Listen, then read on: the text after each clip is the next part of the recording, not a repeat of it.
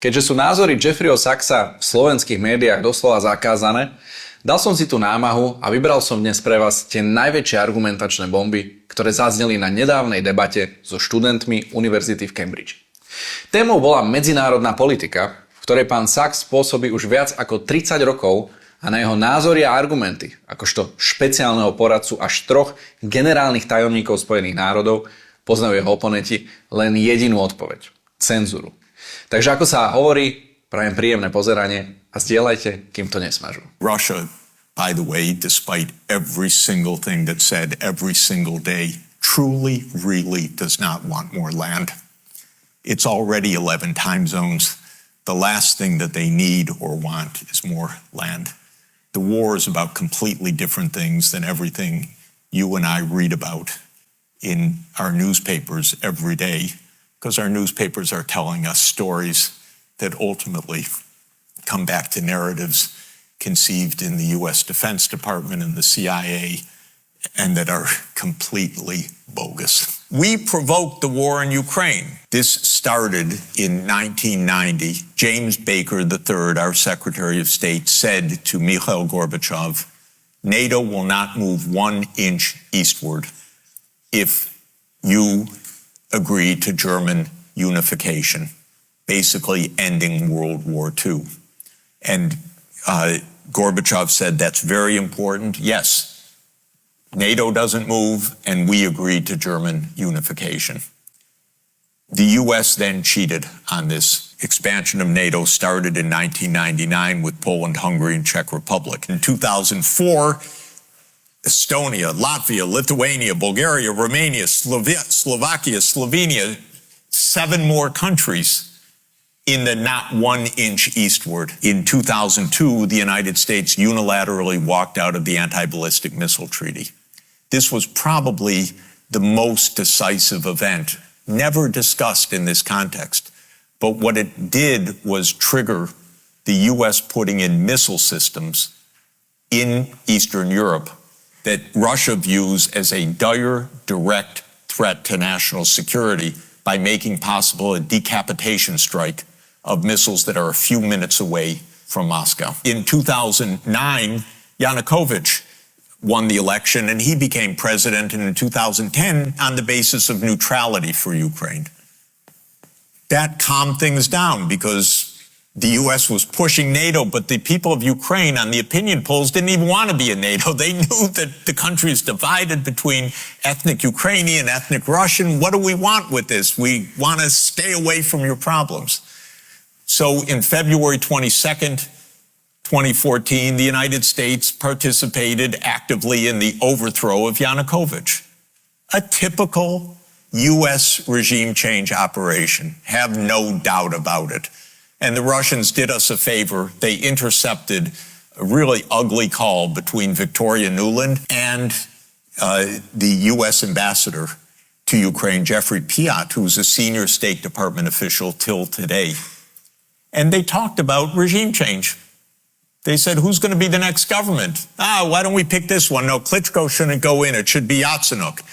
Yes, it was Yatsenyuk. And we'll get the big guy, Biden, to come in and do an attaboy, they say, pat him on the back. It's great. So they made the new government. All of this is to say the U.S. kept rejecting the basic idea, don't expand NATO to Russia's border in a context where we're putting in goddamn missile systems. On December 15th, 2021, Putin put on the table a draft Russia-U.S. security agreement.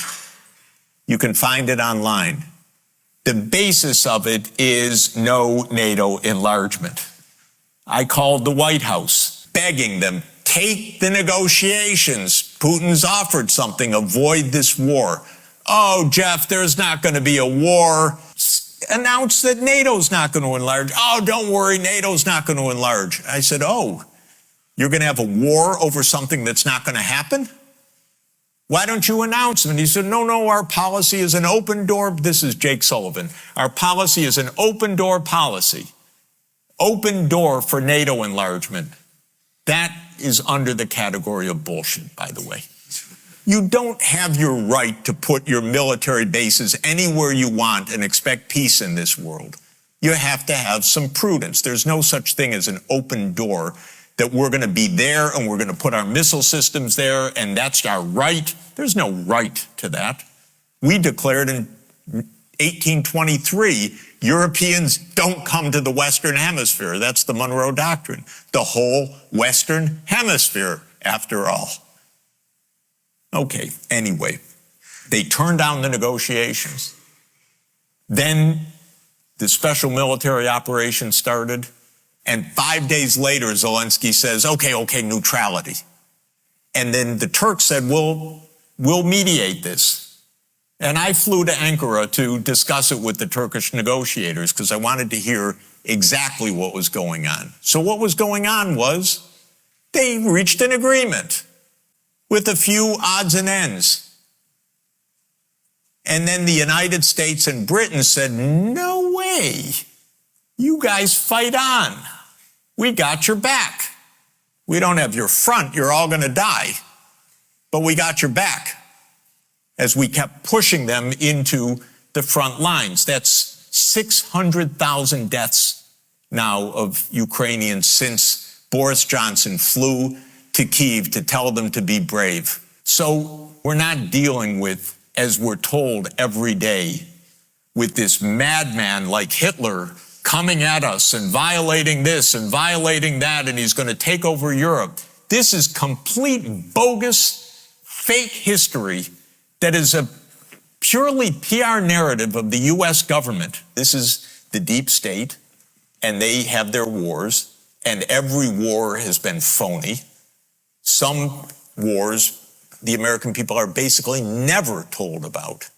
For example, the war in Syria.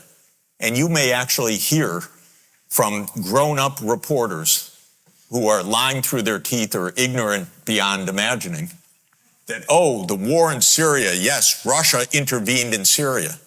Well, do you know that that Obama tasked the CIA to overthrow the Syrian government, starting 4 years before Russia intervened?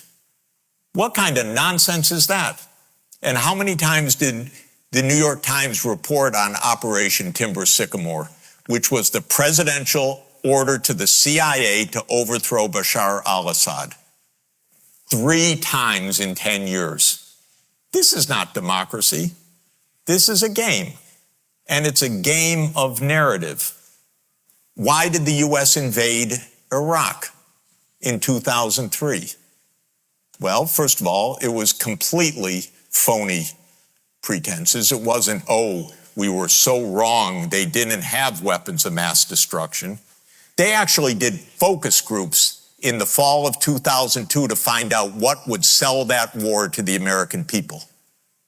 Abe Schultzke, if you want to know the name of the PR genius. They did focus groups on the war. They wanted the war all the time. They had to figure out how to sell the war to the American people, how to scare the shit out of the American people. Look at the great accomplishment of pouring in, I don't know how many hundreds of billions of dollars into Afghanistan for 20 years to get from the Taliban regime to the Taliban regime. This is American genius at democracy promotion. They don't care at all about democracy, by the way, at all.